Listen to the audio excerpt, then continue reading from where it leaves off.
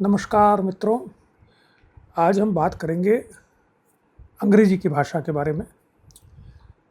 अंग्रेजी भाषा में कुछ बहुत छोटी छोटी गलतियां हम लोग करते हैं, उसके बारे में एक गलती जो हम कर देते हैं या एक बात को हम समझ नहीं पाते हैं, उसके बारे में बात करेंगे।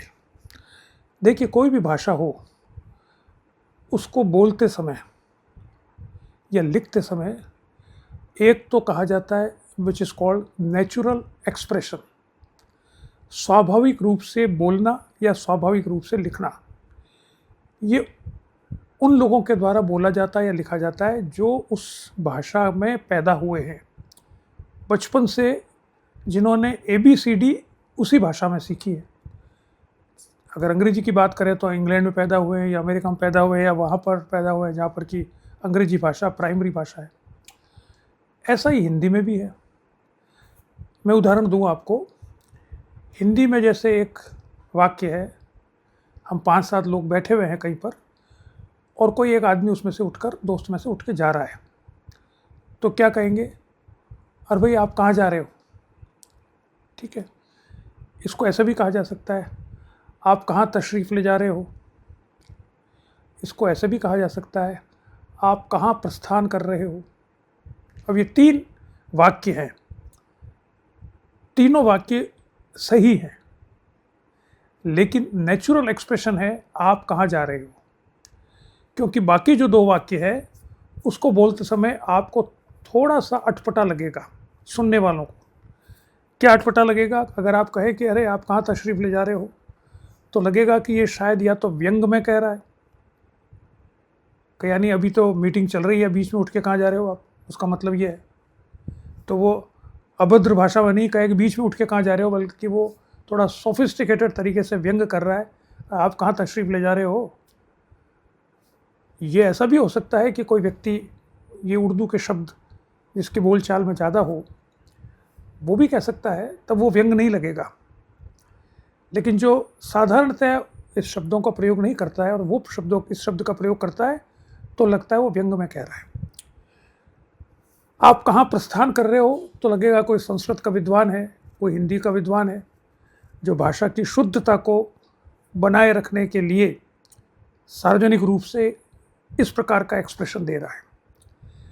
लेकिन जो साधारण लोग हैं, हम लोग जो हिंदी भाषा जिन्हें मानते हैं, जो बोलचाल की भाषा को हिंदी भाषा में समझते हैं, वो ये कहेंगे कि आप कहाँ जा रहे हैं। So it is a natural expression of the act. ऐसे ही अंग्रेजी भाषा में होता है। तो अंग्रेजी भाषा में भी बहुत से शब्द या बहुत से वाक्य ऐसे होते हैं जो ग्रामेटिकली सही होते हैं या ग्रामेटिकली बहुत ज़्यादा प्योर उसमें ना जाए तो वो एक्सेप्टेबल होते हैं, उसका मतलब समझ जाते हैं लोग। अल्टीमेटली भाषा का मतलब है कि आप जो बोल रहे हो दूसरा समझ जाए, तो वो समझ जाते हैं लोग। लेकिन वो ये मान के समझते हैं कि यार आपकी भाषा स्वाभाविक नहीं है, यानी आप अंग्रेजी बोलने वाले नहीं हो इस अर्थ में कि आप पैदा होते ही अंग्रेजी बोलना नहीं शुरू किया है, आपने बाद में अंग्रेजी सीखी है जोड़ तोड़ करके और उसको अपना काम चला रहे हो। तो ये 2 बातें हैं, इसलिए हमेशा ध्यान रखें कि अधिकतर भाषा में सही गलत नहीं होता। वो तो बहुत ही गलत आप कहो तब तो अलग बात है, अन्यथा साधारणतया सही गलत में अंतर नहीं होता।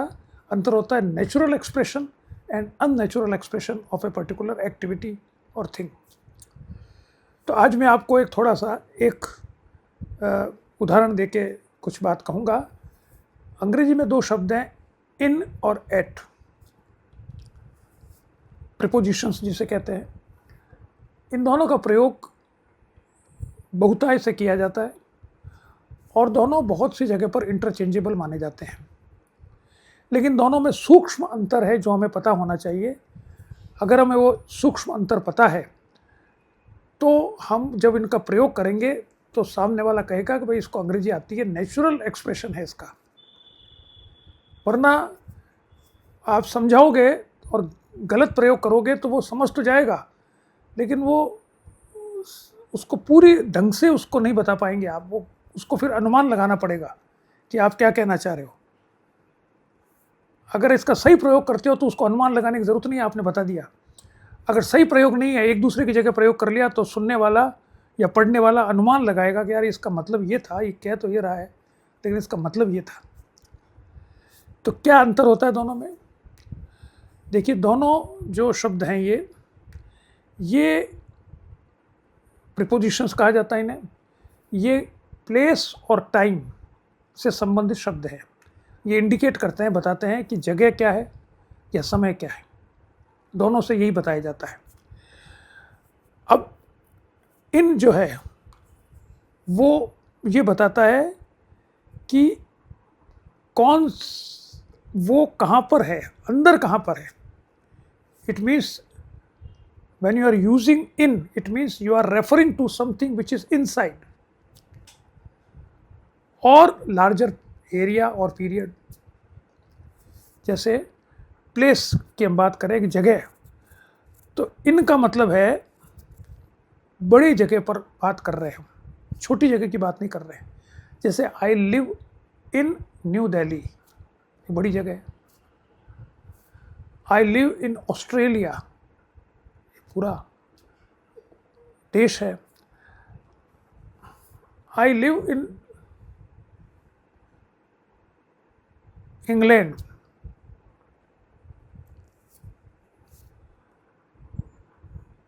आप कहीं मिलने जाए किसी से और देखें कि वो कहाँ है, जैसे दरवाज़ा खोला किसी ने और पूछे कि यार वो हमारा दोस्त रमेश कहाँ है, तो उसकी मदर कहेगी he is in the room,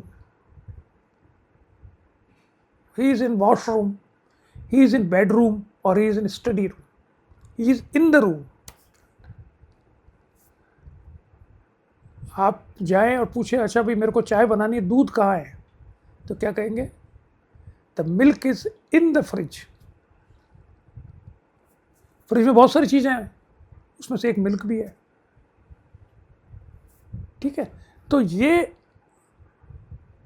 इन जो है वो एक क्लोज जो है जगह, उसके अंदर जो होता है उसको इन कहते हैं। उसके अंदर जब इंडिकेट करते हैं, सामान्य तो बड़ी होती है, सामान्य होती है, जनरल होती है। ऐसे टाइम का होता है।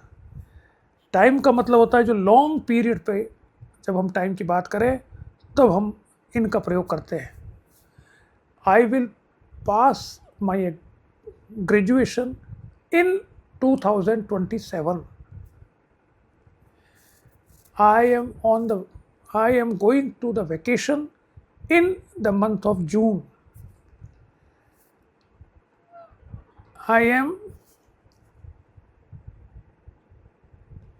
going to, or I will wear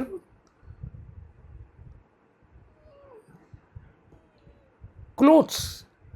Which clothes? I will wear coat in the winter.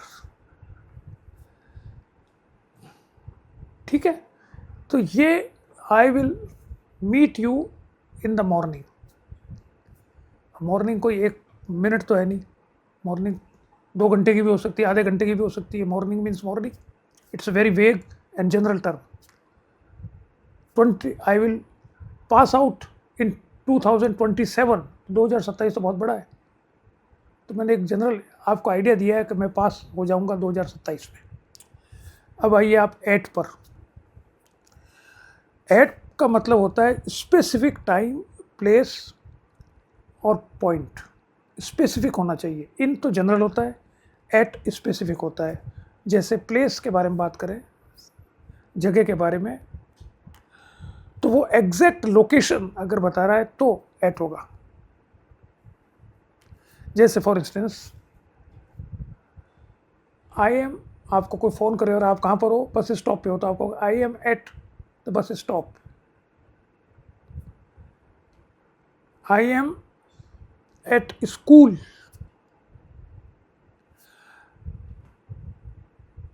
You meet me at the airport.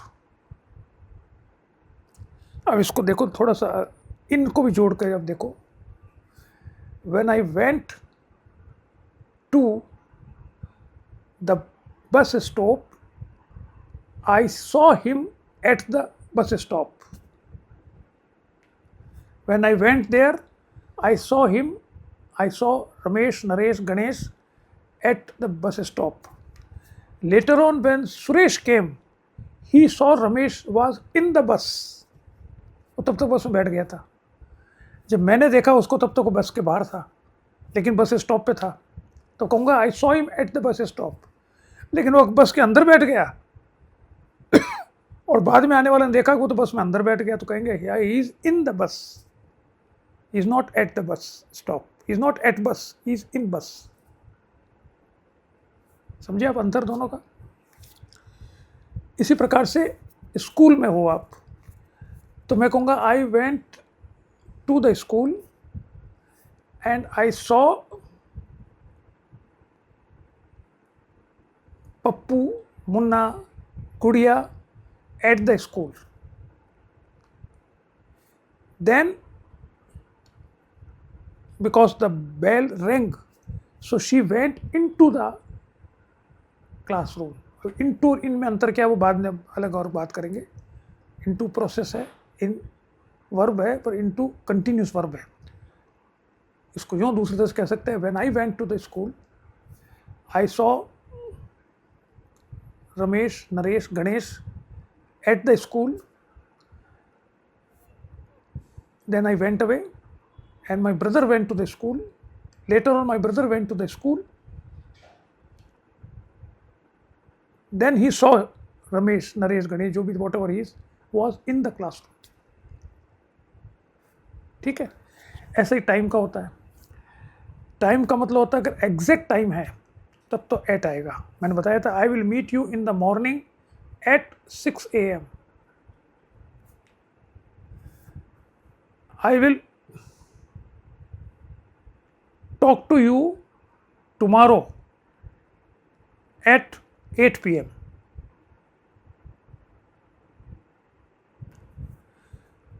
I will talk to you tomorrow in 8 p.m. नहीं होगा. I will talk to you tomorrow in the night, but at 8 p.m. So you got the difference.